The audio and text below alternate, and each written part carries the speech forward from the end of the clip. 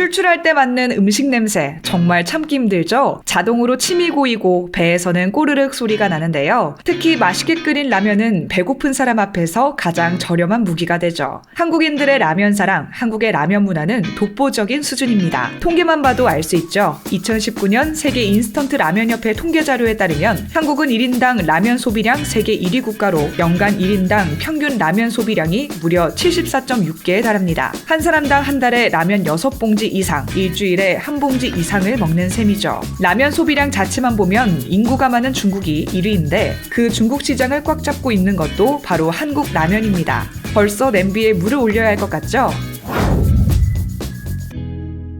해외 수입 수출용 라면을 제외한 국내 시판 라면은 400종이 넘는데요. 대표 라면 업체인 농심 제품만 해도 거의 100종에 달합니다. 마트, 편의점 자체 상품도 더 늘어 선택의 폭이 점점 넓어지고 있죠. 그렇다면 한국인에게 가장 많은 사랑을 받은 제품은 뭘까요? 국내 인기라면 순위 1위를 차지한 라면은 바로 농심의 신라면입니다. 진라면과 짜파게티가 그 뒤를 잇고 있죠. 뉴욕타임즈의 제품 리뷰 사이트 와이어커터는 지난해 6월 세계에서 가장 맛있는 즉석조리면으로 11개 제품을 선정했는데 한국의 신라면 블랙이 1위에 올라 K라면의 인기를 실감하게 했죠. 게다가 1위부터 11위까지 제품 중 4개가 한국 라면이라는 거. 신라면 블랙을 맛본 외국인들은 국물에서 깊은 맛이 난다, 버섯이 보인다, 건더기가 눈에 보일 정도로 커서 재료에 믿음이 간다, 면의 굵기나 쫄깃함도 적당하고 환상적이라며 감탄하곤 했죠. 지난해 농심은 해외 시장에서 한화 1조 원이 넘는 역대 최고 매출을 달성했는데요. 글로벌 시장 조사업체 유로모니터가 발표한 세계 라면 기업 순위에서는 점유율 5.7%를 기록하며 5위를 차지했습니다. 영화 기생충을 통해 짜파구리 열풍을 일으키면서 유명세를 탄 한국 라면은 세계 소비자들 사이에서 인기를 얻었고 지난해 라면 수출액은 사상 최대를 기록했죠. 지난 2월 14일 관세청과 식품업계에 따르면 2020년 우리나라의 라면 수출액은 6억 362만 달러로 전년 대비 29.3%나 증가했습니다. 코로나19로 세계 교역량이 줄어들고 있는 가운데 한국 라면의 수출은 오히려 늘어난 거죠. 삼양식품의 매출도 급증했는데요. 특히 미국에서는 코스트코와 같은 주류마켓에 입점돼 매출이 전년 대비 140%나 증가했습니다. 삼양식품의 불닭볶음면, 불닭볶음면 까르보나라, 이른바 불닭 시리즈 덕분이죠. 불닭 시리즈는 2019년 누적 매출 1조 원을 돌파하면서 또 하나의 한류로 자리 잡았는데요.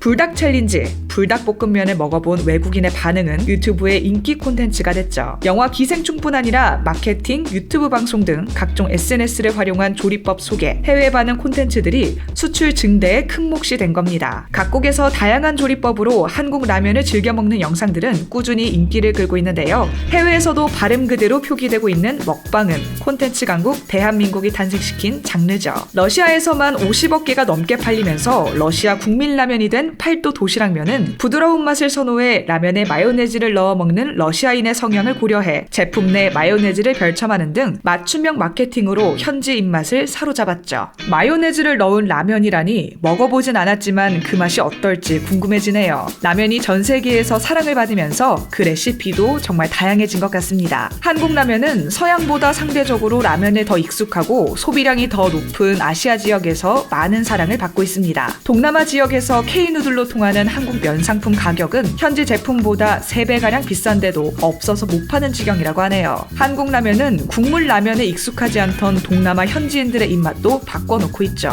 농심, 신세계푸드 등 한국 기업들이 선보인 면 상품이 잇따라 히트를 치자 현지 기업들이 이를 따라한 유사 상품까지 내놓고 있습니다. 세계 인스턴트 라면협회 통계에 따르면 작년 전 세계 라면 판매 총량은 1,064억 개인데요. 여기서 라면 소비량 1위 국가인 중국이 차지한 비율은 38.9%에 달합니다. 중국에서는 하루에 평균 2.8억 개의 라면이 판매되고 있는데 중국의 한국 라면 수입액은 2014년에 1,515만 달러에서 2018년에는 1억 달러로 6.6배 가까이 늘어났죠. 한국 라면은 대만 라면을 제치고 중국 수입 라면 1위를 차지했습니다. 한국 라면은 라면 종주국으로 불리는 일본 시장에서도 저변을 넓히고 있죠. 일본 대형마트인 돈키호테에는 수십 종의 한국 라면이 진열되어 있는 것을 볼 수 있습니다. 일본 최대 대형 유통그룹 이온과 같은 일반 체인 마트에서도 한국 라면을 만날 수 있죠. 신라면은 일본의 슈퍼나 편의점에서도 흔히 볼 수 있는 제품이 됐고요. 구독자 수 80만 9천 명을 보유한 배고파지면 몬스터 일본 먹방 유튜브 채널에서는 팔도 틈새 라면과 영화 기생충에서 유명해진 짜파구리를 소개하기도 했는데요. 두 영상은 엄청난 조회수를 기록하며 화제가 됐죠. 영상 댓글에서는 수많은 구독자들이 자기만의 레시피를 공유하며 한국 라면을 더 맛있게 먹는 방법을 연구하는 모습이 눈에 띕니다. 일본에서도 매운맛 도전 콘텐츠는 선풍적인 인기를 끌고 있죠. 유튜브의 역할이 정말 큰 것 같죠? 라면의 시초는 일본으로 이주한 중국인들이 만들어 먹던 남면인데요. 남면은 중국 북방의 국수로 밀가루 반죽을 칼로 썰지 않고 손으로 늘리면서 만든 국수인데요. 요즘 우리가 간편하게 먹는 인스턴트 라면과는 다르죠. 라면은 한중일 삼국이 자연스럽게 영향을 받은 메뉴인데, 라면은 일본어로 라멘이라 쓰고 한자로는 남면이라고 표기합니다. 1958년 8월 25일 대만 출신의 안도 모모후쿠가 끓는 물에 2분이라는 슬로건을 개발한 라면이 현재 인스턴트 라면의 기원이라고 할 수 있죠. 모모후쿠가 인스턴트 라면을 개발하기 전에는 닭이나 돼지로 육수를 우리고 면은 따로 반죽을 해야 했기 때문에 라면은 지금처럼 간편하게 먹을 수 있는 음식이 아니라 손이 많이 가는 음식이었습니다.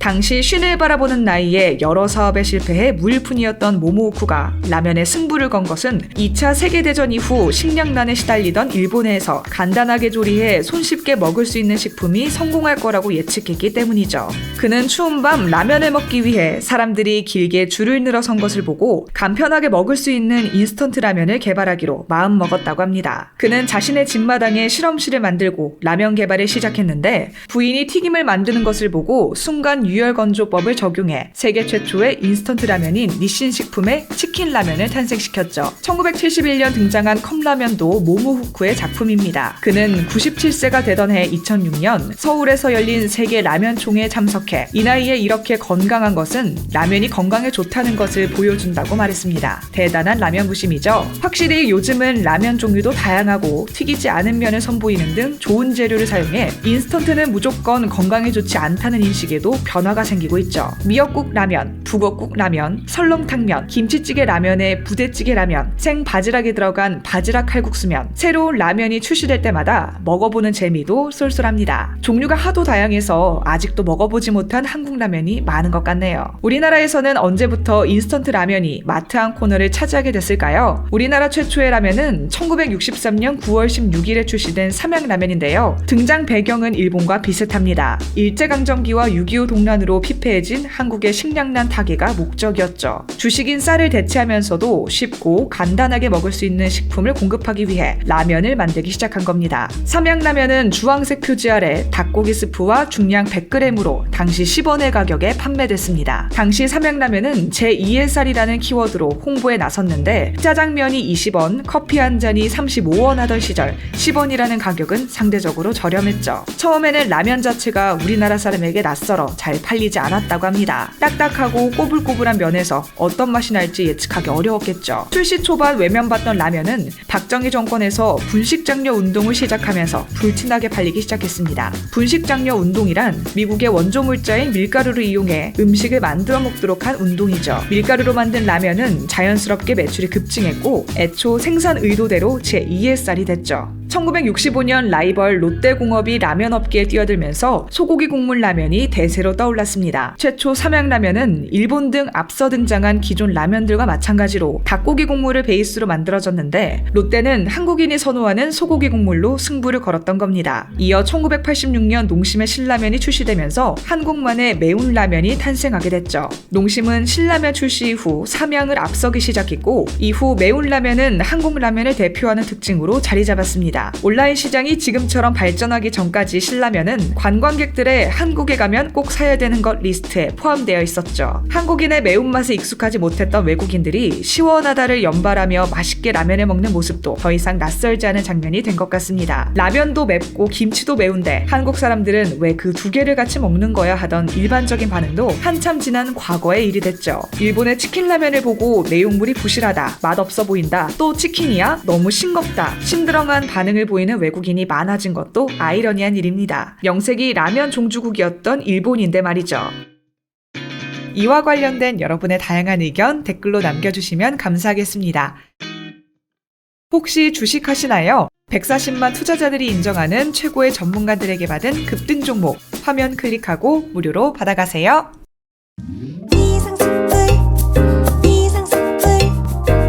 주식을 모르면 이상스쿨. 주식 모르니? 이상스쿨.